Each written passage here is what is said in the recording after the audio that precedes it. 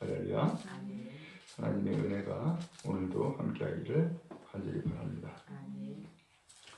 오늘부터 이사야서 이 말씀을 함께 나누게 됩니다. 이사야가 뭐냐? 이사야는 사람 이름이에요. 하나님이 이사야라고 하는 사람을 택하여 가지고서 그에게 계시를 보여줬어요. 그리고서는 이 나라가 앞으로 이렇게 된다. 그 다음에 이 나라가 이제 지금의 모습이 이와 같다 라고 하는 것을 다 보여줘요. 그리고 말씀하시는 거예요. 그리고 그 말씀을 그대로 전한 것이 오늘 성경에 나와 있는 이사야서예요. 그러면 이사야가 어느 시대 때 살았었느냐? 이스라엘이 남과 북이 분열됐었죠. 그래서 북왕국은 이스라엘이라 그러고 남왕국은 유다라 그래요. 근데 오늘 조금 성경 1절에 보니까 유다왕이라고 표현했죠. 그런데 유다왕 어느 때냐? 우시야 왕 때, 요담 왕 때, 아하스 왕 때, 히스기야 왕 때. 바로 이때에 아모스의 아들 이사야라는 사람이 유다와 예루살렘에 대해서, 유다와 예루살렘이 어떻게 될 것인가 라고 하는 것에 대해서 하나님이 환상을 보여주고 계시를 보여줘 가지고서 그 계시를 기록한 말씀이 이사야서인 거예요.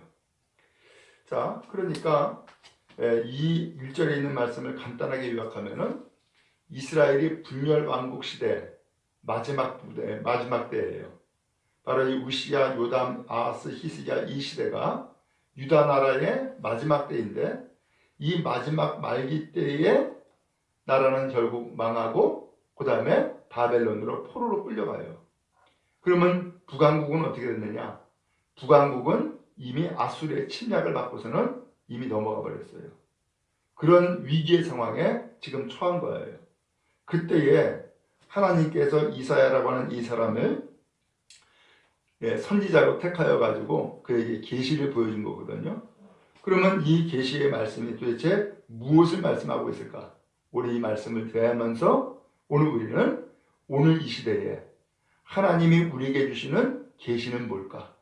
이것을 우리가 받을 때에 오늘 이 말씀이 의미가 있고 또 오늘 이 말씀이 우리에게 가치가 있는 말씀이 되어질 거예요.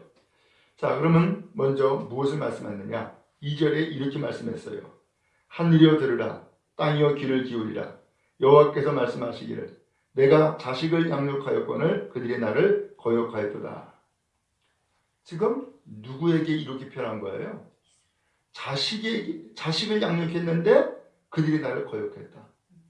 내가 자식을 실컷 키웠더니만은 이 자식이 부모를 부모로 여기지 아니하고 그냥 배역을 해버렸다는 거예요. 배반해버렸다는 거예요. 얼마나 기가 막혀요. 오늘 그럼 이 자식이 도대체 누구예요? 유다, 이스라엘을 두고 한 얘기예요. 이스라엘을 하나님이 택하여 가지고 하나님의 자녀로 자식으로 삼은 거예요. 그랬더니만은 이 자식이 하나님을 배반해 버렸다는 거예요. 거역했다는 거예요. 그러면서 3절에 소는 그 임자를 알고 나귀는 그 주인의 구유를 알고만은 이스라엘은 알지 못하고 나의 백성은 깨닫지 못하는도다 하셨도다. 소도 임자를 알고 나귀도 자기가 먹는 밥그릇을 안다는 거예요. 근데 이 이스라엘 백성은 하나님이 사랑하고 하나님이 택하여 자녀를 삼아준 하나님을 모른다는 거예요. 배역했다는 거예요. 그러면서 4절에 슬프다 그랬어요. 하나님이 슬프대요. 그러면서 뭐라고 말씀했느냐? 범죄한 나라여 허물진 백성이여 행악의 종자여 행위가 부패한 자식이로다. 그들이 여호와를 버리며 이스라엘의 거룩하신 일을 만홀히 여겨 멀리하고 물러갔다 라고 표현했어요. 하나님 버린 거라는 거예요. 하나님을 만홀히 여겼다. 우습게 여겼다는 거예요. 그리고 멀리하고 물러갔다는 거예요. 하나님의 안타까운 마음, 하나님의 슬픈 마음을 지금 표현하고 있는 거예요. 여러분, 오늘 우리는 하나님 앞에서 어떠한 사람일까요? 오늘 우리도 역시 하나님 앞에 선택받고 하나님이 오늘 우리를 자녀로 삼아주셔서 하나님의 백성으로 신앙의 삶을 살아가고 있지 않습니까? 오늘 그렇다면은 오늘 우리는 분명히 내가 하나님 앞에 선택받았구나. 내가 하나님의 자녀가 되었구나. 그리고 내가 하나님을 잘 섬겨야지. 이 귀한 마음을 가지고 믿음의 길에 더욱더 힘써 나가는 여러분 다 될 수 있기를 간절히 바랍니다. 근데 지금 이 이스라엘 백성은 뭐 했대요? 거역했대요. 배반했대요. 그리고 범죄했대요. 그리고 하나님을 버렸다는 거예요. 기가 막힌 일이죠. 이 부모된 하나님이 너무너무 가슴 아파하고 슬프다는 거예요. 여러분, 이 말씀을 통하여서 우리는 절대로 배반하지 아니하고 등 돌리지 아니하고 거역하지 않는 하나님의 자녀가 되는 백성이 될 수 있기를 주님의 이름으로 축복합니다. 신약성에 보면은 예수님을 그렇게 열심히 따른다고 하는 베드로가 어느 날 배반을 하게 되죠. 예수님이 이미 그것을 알고 경고의 말씀을 주었어요. 오늘 밤 네가 나 3번 부인한다. 베드로가 펄쩍 뛰죠. 그러지 않는다고. 내가 사나이인데. 그러면서 다른 사람 다 배반하도 난 절대 배반하지 않는다. 그리고 나는 하나님을 절대 부인하지 않는다. 라고 그렇게 예수님에게 이야기를 했어요. 근데 소용이 없었어요. 그날 밤 닭이 울 때에 이 베드로는 3번을 부인하죠. 그리고서는 닭음 소리 듣고서는 나가서 통곡을 합니다. 왜? 내가 이렇게 연약한 사람이었구나. 내가 이렇게 못난 사람이었구나. 라는 것을 철저하게 깨달은 거예요. 우리 여러분 그래요. 우리는 아무리 마음에 각오를 하고 다짐을 해도 내 각오가, 내 다짐이 내 믿음을 지켜주는 게 아니에요. 오늘 우리의 믿음의 삶은 하나님을 의지할 때에 하나님이 나를 믿음을 갖게 하고 도와주는 거지 내 각오와 내 다짐이 나를 만들어가는 게 아니란 말이에요. 오늘 그 이후에 계속해서 말씀하는 건 6절에 보니까 발바닥에서 머리까지 성한 것이 없이 상한 것, 터진 것, 새로 맞은 흔적뿐이거늘 그것을 짜며 싸매며 기름으로 부드럽게 함을 받지 못하였도다. 머리부터 발끝까지 주어 터졌다는 거예요. 온전한 것이었다는 거예요. 다 매맞고 상처받고 터졌다는 거예요. 근데 그렇게 매맞고 상처받았는데 더 안타까운 것은 제대로 된 치료를 받아본 적이 없다는 거예요. 제대로 된 치료를 받아본 적이 없다는 거예요. 또 7절에 너희의 땅은 황폐하였고 너희의 성읍들은 불에 탔고 너희의 토지는 너희 목전에서 이방인에게 삼켜졌으며 이방인에게 파괴당같이 황폐하였고 땅, 성읍, 토지 이 다 뭐예요? 우리 집이고 재산이고 가정이죠. 그리고 일터이죠. 전부 다 황폐했죠. 불에 탔죠. 그 다음에 삼켜졌죠. 황폐됐죠. 파괴됐죠. 삶이 엉망이 됐다는 거예요. 삶이. 하나님을 떠나니까 이상스럽게 삶이 엉망이 되어버리는 거예요. 다 망가져버리는 거예요. 그 다음에 또 8절에 딸 시오는 포도원의 망대같이 참외밭의 원두막같이 에워싸인 성원까지 겨우 남았도다. 다행스러운 것은 완전히 다 망해버릴 수도 있는데 겨우겨우 남아있는 게 있다는 거예요. 겨우겨우.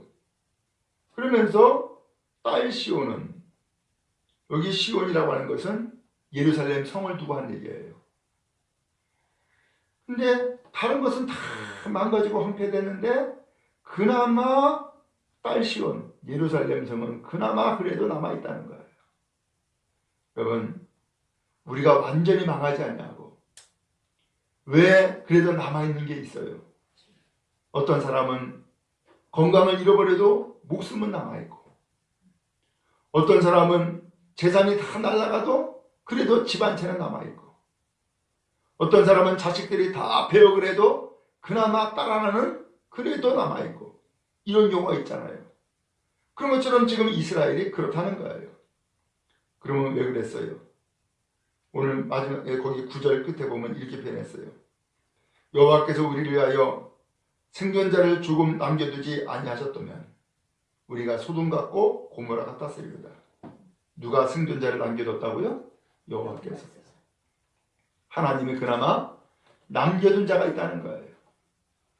그 남겨둔 자가 결국 뭐예요? 구루터기라는 거예요. 이게 이사야서에 또 나와요. 오늘 이 그루터기 하나 남겨두어 가지고서 그나마 죽지 않고 남겨둬 가지고서 살게 한 거예요. 여러분, 오늘 우리가 하나님 앞에 온전한 믿음의 길을 가지 않았어도 우리가 왜 죽지 않고 살아있을까?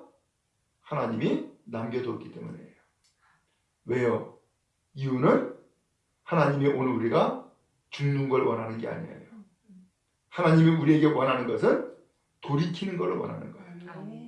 그리고 회개하고 하나님 앞에 돌아오는 것을 원하는 거예요. 그래서 이 생존자 구루터기 하나를 남겨둔 거예요.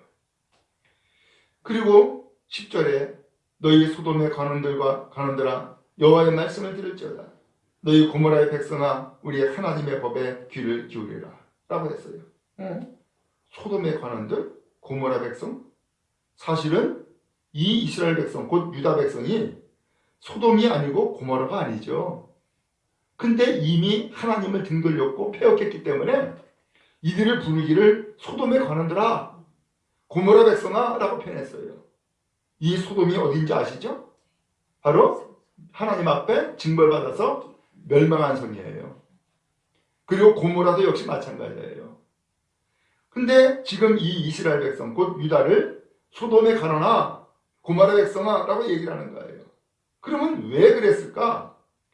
그 다음에 표현하기를 우리 하나님의 법에 귀를 기울일지어다. 하나님의 법을 들어라. 하나님의 법에 귀를 기울여라 라고 얘기를 하는 거예요. 그럼 도대체 뭐길래 그런가? 거기 보니까 11절에 이렇게 표현했어요. 여호와께서 말씀하시되 너희의 무수한 재물이 네게 무엇이 유익하뇨? 나는 순양의 번제와 살찐 짐승의 기름에 배를 배불렀고 나는 숫송아지나 어린 양이나 순염새의 피를 기뻐하지 아니하노라. 하나님 앞에 지금 번제의 제물 드리고 하나님 앞에 예배했잖아요. 근데 이게 웬일이요? 하나님이 그거 기쁘지 않다는 거예요. 그거 하나도 기쁘지 않다 라고 하는 거예요. 그러면서 심지어는 12절에 뭐라고 표현했느냐? 13절에 뭐랬냐? 헛된 재물을 다시 가져오지 말라. 분양은 내가 가증히 여기는 바요. 월삭과 안식일과 대회로 모이는 것도 그러하다 라고 표현했어요. 헛된 재물이라는 거예요. 그거 가져오지 말라는 거예요. 하나님이 기뻐하지 않겠다는 거예요. 아니 신약성에 보면은 하나님은 예배하는 사람을 찾는다 그랬잖아요. 근데 이게 웬일이에요? 하나님 앞에 드리는 그 예배, 그 제물 하나도 안 기쁘다는 거예요. 다시 가져오지 말라는 거예요. 싫다는 거예요. 도대체 이게 웬일이에요? 이유는 뭐냐? 12절에 너희가 내 앞에 보이러 오느니 이것을 누가 너희에게 요구하였느냐? 내 마당만 밟을 뿐이냐? 하나님 앞에 예배라고 온 것이 아니라 보이러 왔다는 거예요. 하나님 나 이 재물 이렇게 큰 거 가져왔어요. 하나님 나 이 재물 많이 가져왔어요. 그러면서 하나님 앞에 예배하러 오는 것이 아니라 보이러 왔다는 거예요. 그러면서 13절 끝에 뭐라고 되냐면은 성회와 아울러 악을 행하는 것을 내가 견디지 못하겠다라고 표현했어요. 성회? 이거 예배예요. 모임이에요. 예배하러 와가지고서 악을 행하는 것. 예배 드리지만 또 더불어서 뭘 했다는 거예요? 악을 행하고 있다는 거예요. 내가 이런 걸 보고서는 견디지 못하겠다. 너희가 과연 내 백성이 맞냐라는 거예요. 너희가 과연 하나님을 섬기는 자가 맞냐는 거예요. 실컷 하나님을 예배한다고 재물은 잔뜩 가져왔지만은 그러나 실제로 너희가 살아가는 삶의 모습을 보니까는 너희는 전부 다 죄악투성이라는 거예요. 하나님 그래서 싫다는 거예요. 하나님이 뭘 원하고 계세요? 예배도 원하지만 예배 가운데에 죄악을 행하는 것을 하나님이 싫어하는 거예요. 그리고 오히려 선을 행하기를 원하고 계시는 거예요. 그래서 17절에 이렇게 말씀했죠. 선행을 배우며 정의를 구하며 학대받는 자를 도와주며 고아를 위하여 신원하며 과부를 위하여 변호해라 라고 표현했어요. 좀 제대로 살으라고 얘기해요. 하나님을 섬기는 사람이 이 세상에서 올바르게 살아라, 선하게 살아라, 이 말씀을 하고 계시는 거예요. 그렇지 않기 때문에 15절에 너희가 손을 펼 때에 내가 내 눈을 너희에게 가리고 너희가 많이 기도할지라도 내가 듣지 아니하리니 이는 너희의 손에 피가 가득합니다. 피가 가득하다는 것은 죄를 얘기한 거예요. 결국 손을 펴고 하나님 앞에 부르짖고 기도해도 나 안 들을 거야. 기도 응답 안 할 거야. 그러면서 하나님이 그 기도를 거절하겠다는 거예요. 기가 막힌 일이죠. 오늘 이것이 유다 백성들의 모습이라는 거예요. 오늘 여러분, 우리는 나 자신의 모습이 어떠한가 뭘로 알 수 있어요? 거울을 보면 알 수 있죠. 그런 것처럼 오늘 이 거울은 겉의 모습은 볼 수 있어도 속마음은 볼 수가 없어요. 근데 하나님은 오늘 우리의 속마음을 다 아세요. 그래서 우리에게 말씀해 주시는 거예요. 그러면 우리 자신을 무엇을 알 수 있느냐? 말씀으로 알 수 있어요. 그 말씀을 들으면 내가 하나님 앞에서 무슨 모습인가 드러나게 되고 나타난단 말이에요. 지금 이 말씀을 바로 이 유다 백성들에게 주고 계시는 거예요. 그러면 왜 이런 말씀을 주었을까요? 책망하려고? 물론 책망이에요. 근데 책망이 목적이 아니에요. 하나님의 목적은 더 높은 데 있어요. 18절에 말씀하죠. 여호와께서 말씀하시되 오라 우리가 서로 변론하자. 너희의 죄가 주홍 같을지라도 눈과 같이 희어질 것이요 진홍같이 붉을지라도 양털같이 희게 되리라. 죄가 주홍같이 붉어도 눈같이 희어지게 된다. 진홍같이 붉어도 양털같이 희게 된다. 지금 주님은 오늘 우리의 죄를 변화시켜서 희어지게 만들겠다라고 하는 것이 주님의 뜻이라는 거예요. 죄를 없애버리고 깨끗하게 하는 것이 주님의 말씀이라는 거예요. 그러니까 와라. 우리가 서로 변론하자. 한번 하나님 앞에서 무엇이 선한 것이냐 한번 좀 가려보자. 와라 라고 하는 거예요. 그러면서 19절에 너희가 즐겨 순종하면 땅의 아름다운 소산을 먹을 것이요 너희가 거절하여 배반하면 칼에 삼켜지리라. 여호와의 입의 말씀이니라. 이제는 뭐 하라는 거예요? 즐거운 마음으로 순종하라는 거예요. 그러면 거기에 아름다운 소산을 먹을 것이다. 결실을 맺게 될 것이고 그거를 먹게 될 것이고 그러나 반대로 너희가 거절하면 그래서 배반하면 칼에 삼켜진다. 곧 죽음이다. 라고 하는 거예요. 그러면서 마지막에 도장 하나 딱 찍었죠. 누구의 말씀이라고요? 여호와의 입의 말씀이니라. 참으로 한편으로는 경고요. 또 두려운 말씀이에요. 또 한편으로는 여기에 하나님께서 그 죄를 희게 만들어 주겠다고 표현했으니까 은혜의 말씀인 거예요. 그러므로 여러분 오늘 주님은 왜 이사야에게 이 계시의 말씀을 왜 주었어요? 오늘 우리가 그 칼에 죽는 것이 하나님의 뜻이 아니에요. 그 모든 죄를 다 씻고 돌이켜 회개하는 것이 하나님의 뜻이고 그래서 하나님께서 다시금 은혜를 베풀어 주시는 것이 하나님의 뜻인 거예요. 바라기는 하나님의 은혜가 우리 모두에게 임하기를 간절히 바랍니다. 우리는 행하는 것마다 엄밀하게 보면은 다 죄악이에요. 불순종이에요. 끊임없이 악을 행해요. 그럼에도 불구하고 왜 하나님이 오늘 우리를 생존자를 남겨주는 것처럼 왜 남겨두었을까? 오늘 하나님은 돌이키라고 다시금 생명을 잃지 않고 회복하라고 하는 것이 하나님의 뜻인 거예요. 오늘도 하나님의 뜻이 여러분 모두에게 임하기를 주님 이름으로 축복합니다.